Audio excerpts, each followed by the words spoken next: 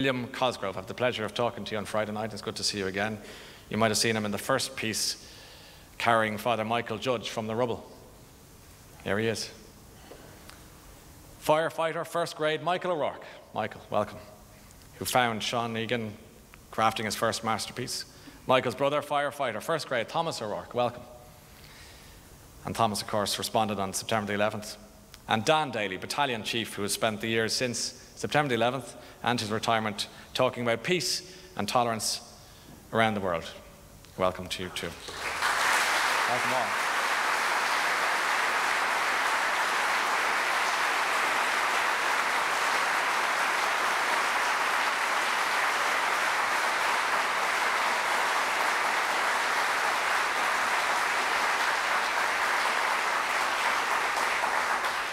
Dan is participating tonight, aren't you, in the September the 11th concert at the National Basketball Arena in Tallaght. We wish you well with that. But Bill Cosgrove, the man you see in the slide, as we say, helping to carry Father Michael Judge, Bill is going to say a few words on behalf of all the first responders of September the 11th. Bill, if you'd like to come.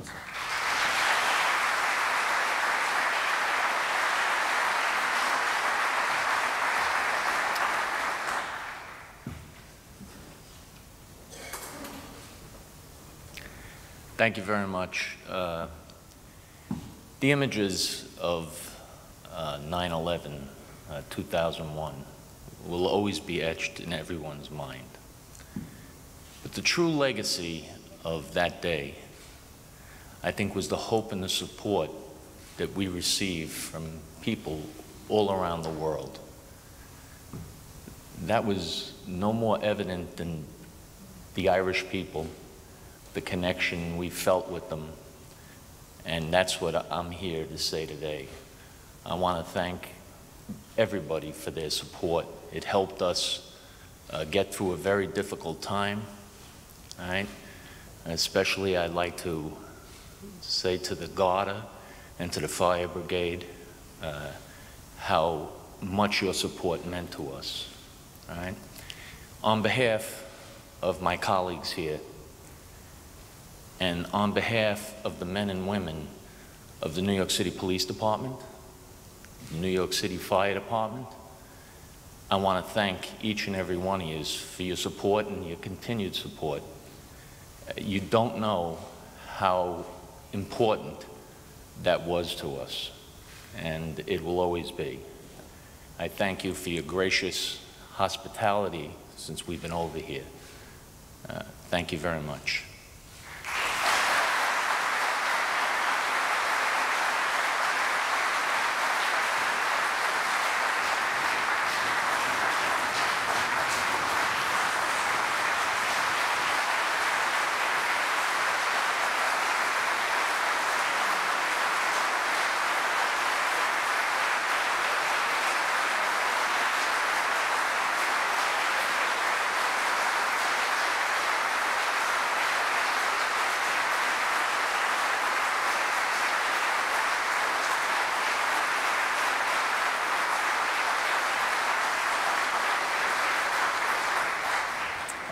Thank you, Bill. So eloquently spoken once again.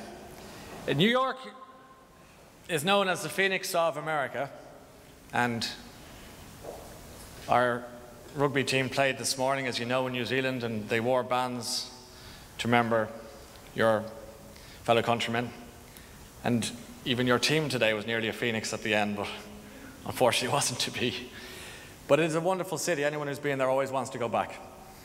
It has reinvented itself, as you know, many, many times over, and it has risen from those ashes of tragedy and of despair, and is rising still, glad to say, without ever forgetting those who died, and standing strong and resilient, looking forward and toward the future with hope and peace. I'd like to introduce you, ladies and gentlemen, to the Soul Steps. They're a dance troupe of young New Yorkers. They were here in February 2010, and they say over and over again how much they love this country. So in homage to the heroes of September the 11th, so many of them with Irish names that have been spoken about this day, they've created a dance story which uses the gum boots of South Africa, which were the inspiration for step dance so many years ago. And by coincidence, those very gum boots look just like the boots of firefighters when there are first responders in any given situation. The Soul Steps call their story, Stepping in Remembrance, the Beat Goes On. So, ladies and gentlemen, with all of us looking ahead to the future in reconciliation and peace, would you please welcome to the stage Heather, Dion, Byron, Angela, and Maxine.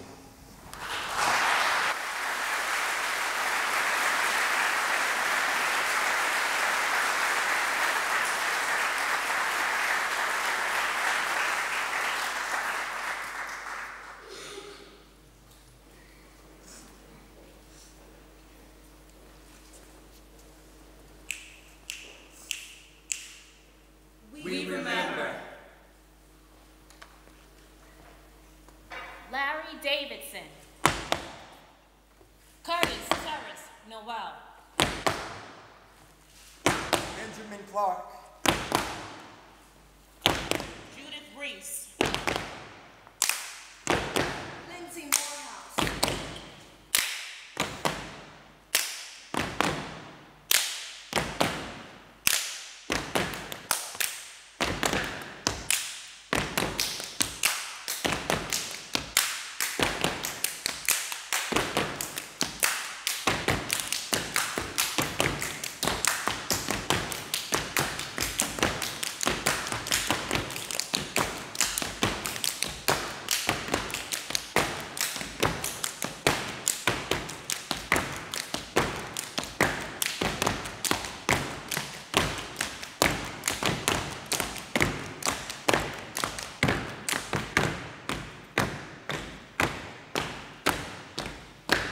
we remember, we heal, and our healing fuels our perseverance.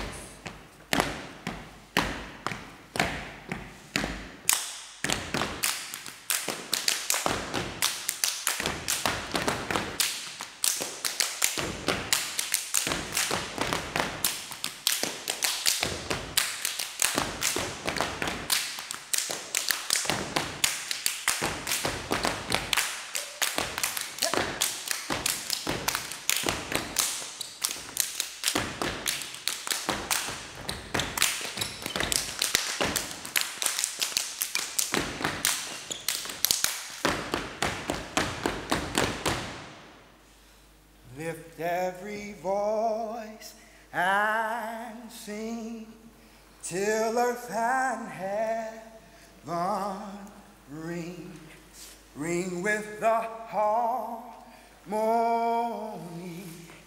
of liberty. Let our rejoicing rise high as the listening skies. Let us march on till victory is won. we remember the victims of 9/11 and all the lives that were impacted on that day. We remember our collective struggle and all that we have overcome. And we step on. We rise in the spirit of our ancestors, drawing strength from them and remembering that we can rise to a new day. We never forget. The beat goes on.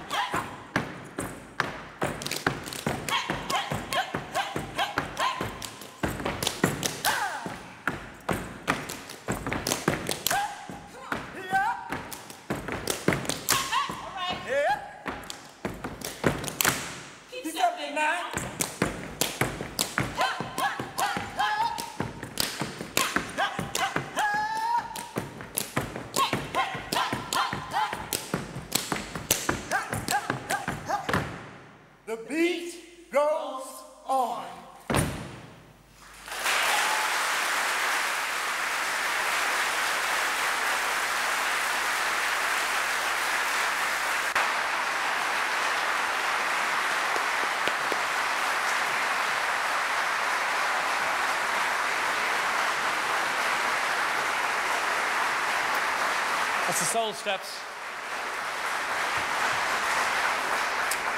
So we're drawing to a conclusion now. Just going back to my brief mention at the beginning of the programme about the impact of the Irish on America, I'm very proud to say that one of the men in charge of the World Trade Center site is a gentleman by the name of Bill Baroni. He is Deputy Director of the Port Authorities of New York and New Jersey, and he's a dual citizen of Ireland and the United States. That tower will be 1,776 feet tall.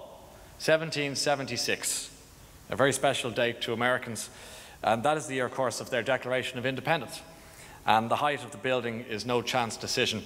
America survived, it's resilient, and it is, of course, very proud of its heroes, some of whom we met today. So, ladies and gentlemen, this concludes our programme. We'd like to acknowledge everyone who contributed today, including the Dublin Fire Brigade Pipers, who I'm sure you heard on your way in this morning, this afternoon. The Irish Gardaí have been tremendous, as have the firefighters, the Irish Chamber Orchestra so beautifully today, the US Marines, and of course we especially remember all of the heroes of September the 11th with the presence of our wonderful guests today. We'd like to thank you all sitting here this afternoon for taking time out on your Sunday to join your American friends to commemorate such an important anniversary. However, as you see from the photos scrolling behind me here, while America remembers its heroes with these beautiful memorials, it's also looking to the future with hope and with resilience and with peace. Thank you all, and please be standing as President and Senator McAleese take their leave.